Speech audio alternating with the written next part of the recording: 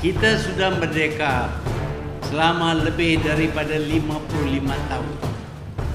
Namun demikian kita dapati semangat rakyat Malaysia tidak merosot sama sekali.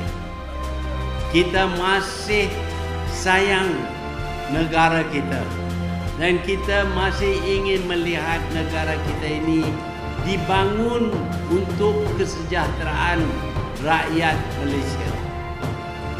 Kita kadang-kadang tertipu, seperti mana saya juga tertipu dengan orang yang begitu pandai sekali memberi imej kebaikan mereka. Kata pepatah Melayu, tak kenal maka tak cinta. Tetapi bila kita dikenal dan kita mendekati orang ini, barulah kita nampak duduknya mereka, bintik-bintik yang ada di muka mereka, hidung herot mereka, mata sepet mereka. Kalau kita ada berdekatan dengan mereka, saya mengaku saya mengambil masa yang agak lama sebelum saya nampak bintik-bintik di mukanya. Tetapi apabila saya sudah nampak, maka saya terpaksalah mengambil tindakan untuk menyingkirkan orang yang pura-pura kononnya ingin menyokong perjuangan UMNO dan Barisan Nasional. Sebenarnya bukan perjuangan UMNO yang diidamkan. Kalau dia masuk parti PAS, tak ada peluang sama sekali nak jadi Perdana Menteri. Yang dia lihat ialah pemimpin-pemimpin UMNO boleh naik satu tangga ke satu tangga sehinggalah menjadi Presiden Parti UMNO dan dengan itu boleh jadi Perdana Menteri. Sebab itu dia pura-pura kononnya dia mempunyai niat untuk memperjuangkan perjuangan UMNO dan dia pun meminta untuk menyertai UMNO. Mungkin pada masa itu saya terkelap mata sedikit, nampak orang ini warak, boleh jadi imam, boleh jadi berkhutbah dan sebagainya. Saya fikir dia ni betul-betul lah orang yang pegang kuat kepada agama Islam dan ingin memajukan Islam melalui UMNO. Tetapi sebenarnya bukan Islam yang diperjuangkan. Yang diperjuangkan ialah Perdana Menteri. Nak jadi Perdana Menteri, gila-gila nak jadi Perdana Menteri. Orang lain bila disingkir daripada UMNO, mereka berdiam diri, tak buat apa-apa dah. Tetapi bila disingkir daripada UMNO, mereka melemparkan fitnah kepada UMNO dan cuba mendapat sokongan daripada parti lawan supaya niat untuk jadi Perdana Menteri itu akan tercapai. Orang ini perjuangannya amat cetek sekali, hanya untuk jadi Perdana Menteri. Saya fikir negara kita ini patut ada 50 ataupun 100 Perdana Menteri. Bolehlah bagi kepada dia satu daripada Perdana Menteri. Kalau dia teringin nak duduk di Putrajaya, kita boleh ada bilik untuk dia.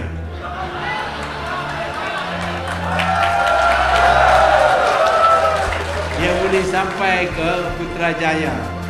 Kadang berminat sangat nak jadi Perdana Menteri. Bukan nak menjayakan negara kita ini. Negara kita ini adalah sebuah negara yang unik, yang berbeza daripada negara-negara lain di dunia. Kita mempunyai penduduk yang terdiri daripada berbagai kaum.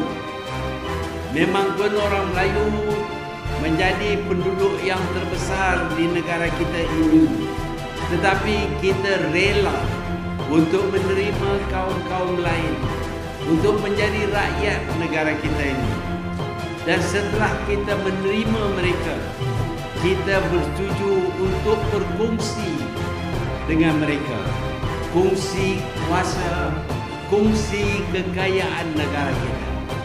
Inilah pendekatan UMNO melalui perikatan dan kemudiannya melalui Barisan Nasional. Kita tidak tamak, kita tak nak ambil semua bagi diri kita. Sebaliknya kita bersetuju berkongsi dengan kaum-kaum yang lain. Tetapi janganlah sesiapa ingin ambil semua bagi diri mereka.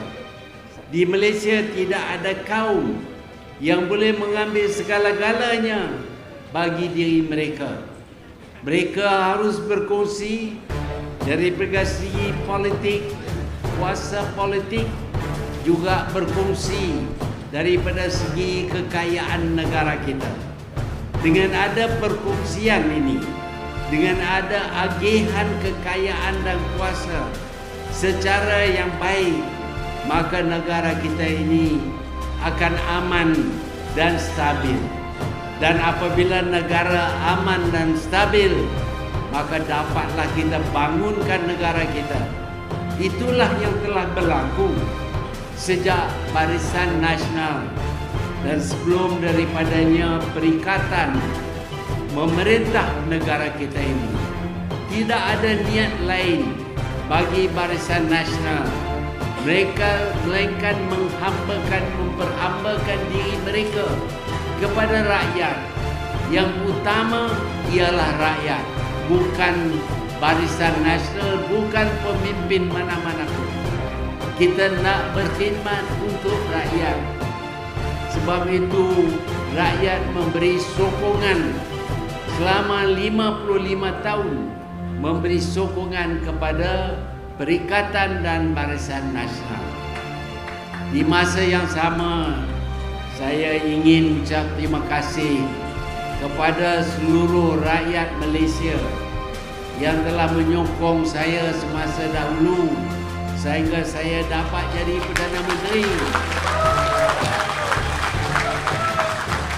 Selama 22 tahun, tak banyak pemimpin-pemimpin negara membangun yang dapat memerintah selama 22 tahun, melainkan kalau mereka mendirikan pemerintahan kuku besi.